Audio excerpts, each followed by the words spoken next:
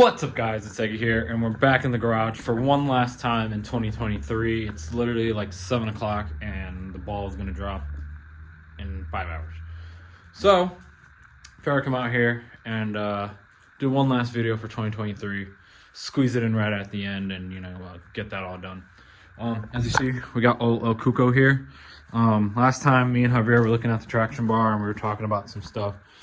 And overall, structurally, this full race one is a lot better than this custom one that I purchased off somebody else, just because it doesn't, our mounts for the if you look for the traction bar arms don't line up. I don't know how well you can see that. Hold on. Yeah. So that arm, the gold arm, this should really be like somewhere over here.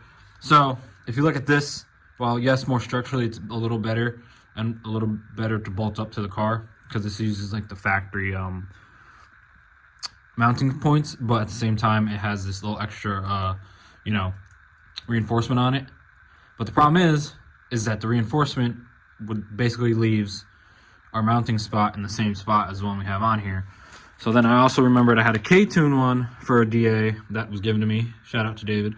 So I think what I'm gonna do is I'm gonna cut out these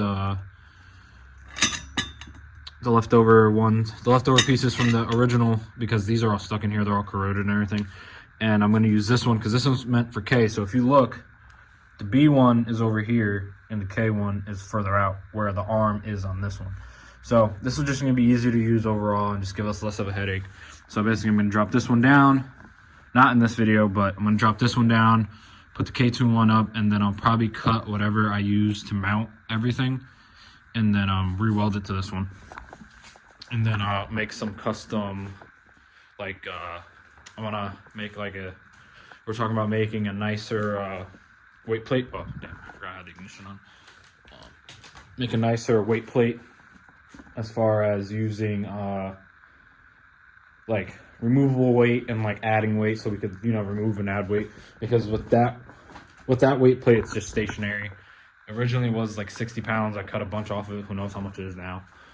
But, yeah, and anyways, too, I also got some stuff for El Kuko too, so I'll show you guys that right now. First and foremost, we've got shout out to my boy Tiru, also known as Alex, Amg Composites. Hit him up on Instagram if you want some carbon. I saw someone using carbon to plug firewall holes, and it came out super sick. Shout out to Fabian for I'm stealing your idea. And he made me some carbon sheets that we're gonna use. I think I can get away with just using one, as long as measure twice, cut once, because he made me two. So my plan is to use this other one on another project that I have going on, but I'm not gonna tell you guys about that yet. But it is it's definitely gonna be another task, but nothing I'm not prepared for. But yeah, we're gonna do that too, but I'll tell you guys that next year. But yeah, so we got that. Shout out to him. And then we got some new energy suspension bushings for the manual rack. It has bushings on there and everything, but the bushings that are on there aren't in too great of condition and whatnot, so I'm gonna swap those out for those energy ones. And then next one is a 3M type, the 3M gun for the panel bond that we're going to use to put the carbon on the firewall. Fabian used rivets. I don't know, I just don't want to use rivets. I didn't like the look with the rivets, so I'd rather just use panel bond. I've used it before, and if I do it right, you won't be able to see it, hopefully. So, you take the panel bond, put it in the gun, and then you squeeze, and it makes your life easier. And then bought a bunch of tips for it, because this stuff doesn't dry as fast as some of the other stuff, but I figured just having some extra tips around wouldn't hurt. Then I got some Dorman, because since the KS Tune, the trailing arm, doesn't use like a welded nut on it for where the control arm mounts to the trailing arm. I just got some new control arm bolts, and they all have nuts with it, so I'm gonna swap all those out, and now we have nuts for that. And then I think that was it. Oh, and last but not least, as far as racing goes, you're gonna be changing fluids and all that stuff a lot. So one thing I wanted was some factory Honda filters. Shout out to Pops and O'Reilly's. They got us some factory Honda filters. So we should be set for a couple events next year. And yeah, that's about it. It's gonna be 2024. Our first event is looking to be, I think, in January, February, April. If we can make it, I don't see why not. Especially at the point we are at with the car.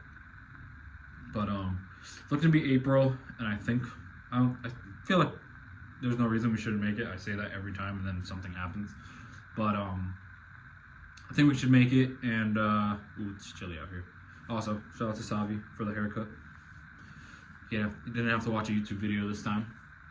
But yeah, I think we should be able to make it. Have enough testing and dyno tuning and all that stuff done way before that.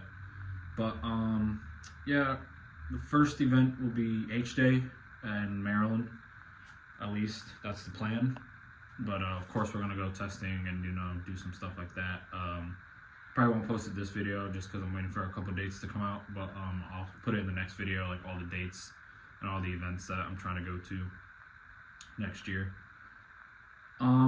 But yeah, that's about it. But I also had one promise that I would do for someone, aka Rob, and I told him I would put the car on two-step before the new year because I missed it last video. So I'm going to hopefully try and start it and let it warm up a little bit. It doesn't have water in it, so I'm not going to let it warm up for too long.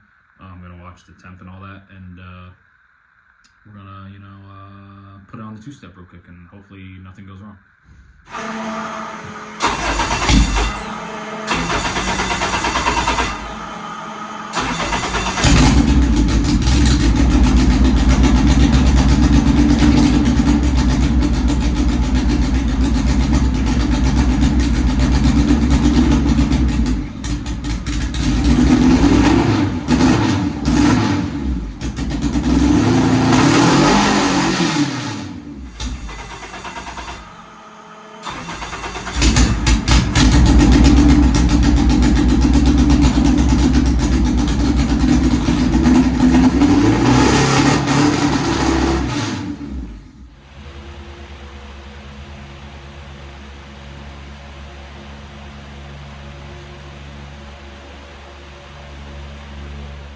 Well, it's still smoky up in here, and you can see it's cold. So I'm gonna go inside. That was the worst two-step ever. I forgot the AFR was unplugged because it's not properly ran yet. So that's why the car looked like it was a locomotive right there. But anyways, hope you guys enjoyed this last video of the year. Nothing crazy. And Happy New Year, and I'll see you guys next year.